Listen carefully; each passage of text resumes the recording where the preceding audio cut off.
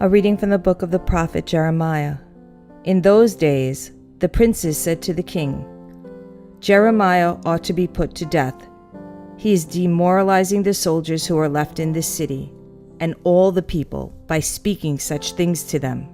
He is not interested in the welfare of our people, but in their ruin." King Zedekiah answered, "He is in your power, for the king could do nothing with them." And so they took Jeremiah and threw him into the cistern of Prince Malchi, which was in the quarters of the guard, letting him down with ropes. There was no water in the cistern, only mud, and Jeremiah sank into the mud. Ebed-Melech, a court official, went there from the palace and said to him, "My lord king, these men have been at fault in all they have done to the prophet Jeremiah, casting him into the cistern. He will die of famine on the spot, for there is no more food in the city."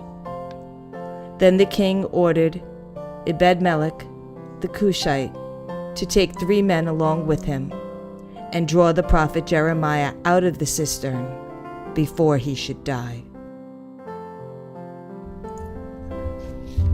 A reading from the letter to the Hebrews.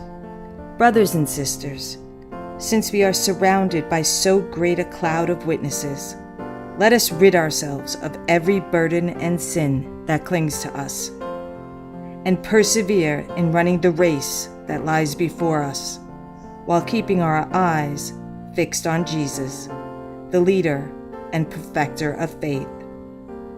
For the sake of the joy that lay before him, he endured the cross, despising its shame, and has taken his seat at the right of the throne of God. Consider how he endured such opposition from sinners, in order that you may not grow weary and lose heart in your struggle against sin. You have not yet resisted to the point of shedding blood. A reading from the Holy Gospel according to Luke. Jesus said to his disciples, "I have come to set the earth on fire, and how I wish it were already blazing.